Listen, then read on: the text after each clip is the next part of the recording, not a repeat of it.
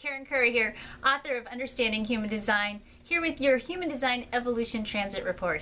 This week, before we get into the real meat of what's going on, I want to take just a brief second, or maybe a minute, and explain to you a concept related to the transits.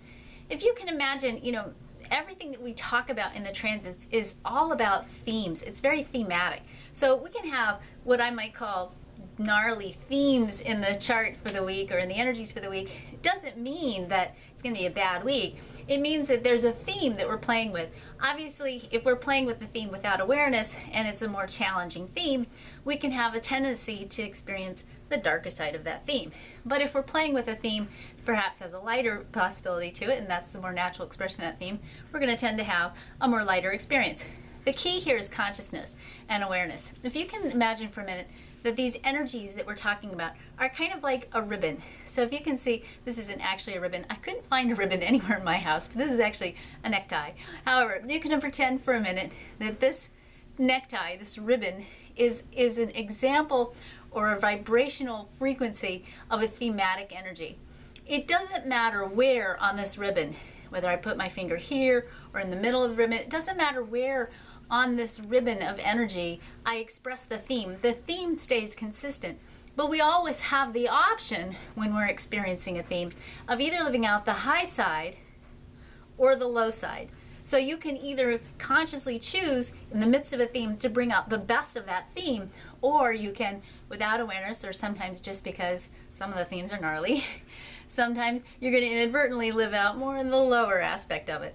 The cool part about it is when you're conscious of what the theme is and you understand that the nature of these themes is not to punish us, is not to make us suffer, it's not to hurt us, but it's to help us grow. It gives us something to push against so that we can move more consciously into our own personal growth and evolution, and ultimately the evolution of the planet. You can start to play with these themes and really see the beauty of what they're here to teach us and what they're here to show us. I'm bringing this up for a very specific reason, because our big planetary themes, the longer term transits that we've been playing with for a while, are on the verge of getting ready to have a little bit of a cosmic shakeup. So this week we have some important things we've really got to work on and things we got to really cement so that you have kind of locked inside of yourself an aspect of certain themes so you can continue to bring out the highest aspect of these themes in your everyday life. So we start off this week where we ended last week with the gate 28 in the sun, the gate of struggle. As I said last week, it doesn't mean you're here to suffer, doesn't mean everything has to be hard, but things are going to be tinged a little bit with more challenges. And of course, we're dealing with Mercury in retrograde right now too, so everything technological is a little bit iffy. Things are not quite clicking necessarily the way they're supposed to. Remember, the purpose here is not to make you suffer. It's not to hurt you. It's not to in any way torture you, even though you might think that's what's going on. It's really here to teach you and help you remember the true meaning of life and what's really valuable in your life. So we're still kind of knee deep in this process of clarifying what's our priorities, what's important to our hearts, really looking at our lives and evaluating whether we're really living this out in the full expression. On Thursday, we shift that energy and we move out of the 28 in the sun and the 27 in the earth into the 44 in the sun and the 26 in the earth, which means now suddenly we're back into this place. And we're not actually back in it. We're actually really, really deep in it because we've been in it for a while in other planetary positions. We're really looking at the past. And we're really asking, did I live out my heart's priorities in the past? Was I really true to myself in the past? What happened before? And really making sure that we're rationalizing the lessons and the blessings of the past. Now, remember I said rationalizing the lessons and the blessings of the past. You can get stuck sometimes in this energy, in the blaming, in accepting things that perhaps are not acceptable, in really kind of struggling to find rationalizations for things that perhaps really don't deserve to be rationalized. So be mindful of making sure you're taking these lessons moving forward, not taking these lessons and getting stuck in stories, or taking these lessons and justifying and allowing something for yourself, particularly if it's your own personal story, that maybe isn't true or maybe isn't really something that you should be allowing for yourself. Remember, you are perfectly and magnificently designed, and I urge you to don't settle for anything less than your reality in any way, shape, or form. All right.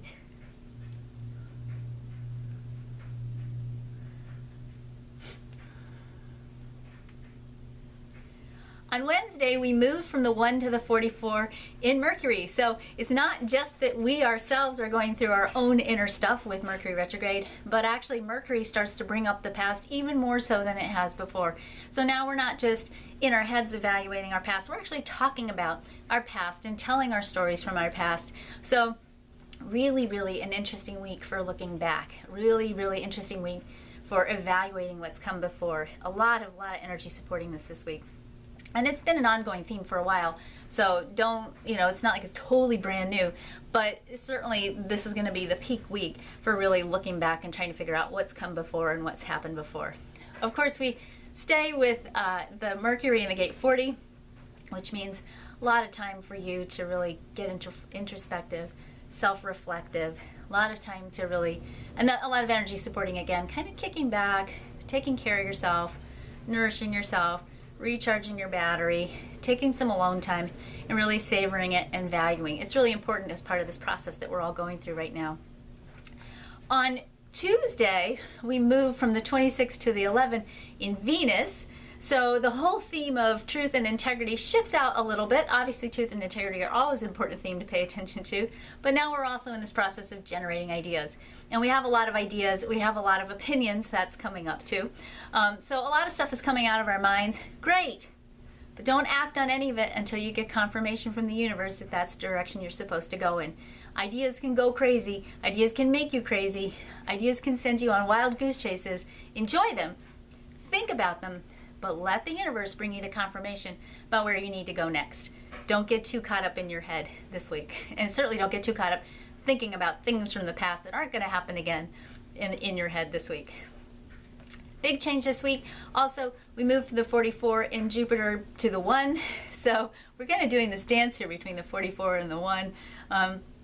So in Jupiter, our rewards are now going to be expressed in the contributions that we make. So everything that we're learning this week, we're kind of couching it in how can I take what I've experienced, how can I take what I've learned and really use it to make a difference in the world? How can I integrate this as part of my personal contribution to humanity and to the world? So expect some of these pieces that you're mastering to really be part of your forward momentum as well.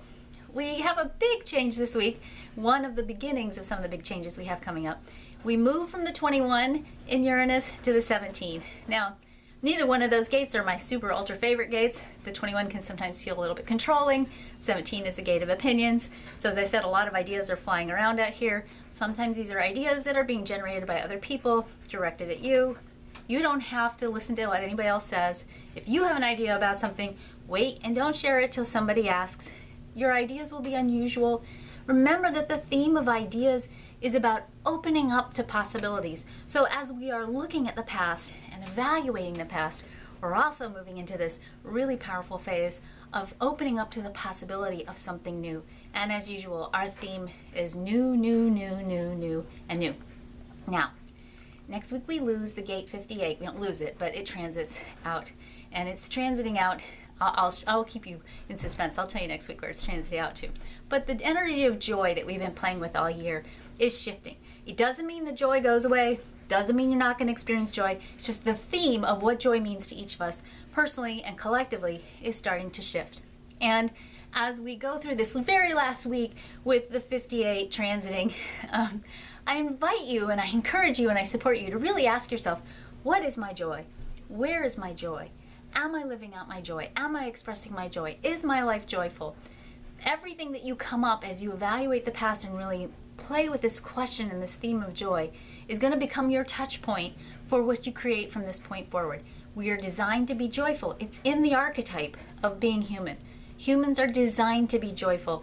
This is your week to define for yourself what does that mean, so that next week you can start looking at how can I really, really solidly create that in my own reality, because the energies are going to shift and I'm not going to pull any punches. For the rest of the year, it's going to be a little bit harder for us to lock on to that joy. We got a lot of work to do this year, and a lot of things are changing, and we're moving into, a pretty